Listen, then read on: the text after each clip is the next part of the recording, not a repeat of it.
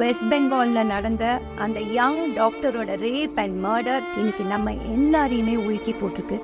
கேட்ட வரைக்கும் உள்ள விஷயங்களையே நம்மளால டைஜஸ்ட் பண்ண முடியல. இன்னும் வரப்போகிற உண்மைகள், தெரிய போற உண்மைகளை நம்ம எப்படி டைஜஸ்ட் பண்ண போறோம் அப்படின்னு எனக்கு தெரியல. அட்லீஸ்ட் இது ஒரு விமென்ஸ் இஷ்யூ கிடையாது, இது ஒரு சோஷியல் இஷ்யூ அப்படிங்கறதையாவது முதல் முறையா ரெகக்னைஸ் பண்ணிருக்காங்க. ஒரு நல்ல மனுஷன் இறந்து போகும்போது அவன் வாழ்ற தேசத்துக்கும் இந்த உலகத்துக்குமே அவன் ஆசீர்வாதத்தை விட்டுட்டு போறான். ஆனா நல்ல மனுஷன் கொலை செய்யப்படும் போது அவன் வாழ்ற தேசத்துக்கும் உலகத்துக்கும் அது நல்லதில்லை. இந்த டாக்டரோட பிக்சரை நம்ம பார்க்கணும்னு தேவையில்லை. நமக்கு நல்லா புரியுது, ஒரு வெரி ஹார்ட் ஒர்க்கிங், ஒரு பாசிட்டிவ், ஒரு சின்சியர் டாக்டரை பட்டிலேயே கசக்கி தூக்கி எரிஞ்சிருக்காங்க. நாம எல்லாருக்குமே தி சேஃபஸ்ட் பிளேஸ் ஆன் எர்த் நம்மளோட ஹோம் தான். அதுல எந்த ஒரு சின்ன பிளேஸுமே நமக்கு இன்செக்யூரா ஃபீல் பண்ண மாட்டோம். நம்ம ஒர்க் பண்ற பிளேஸ் நமக்கு செகண்ட் ஹோம் இல்லையா?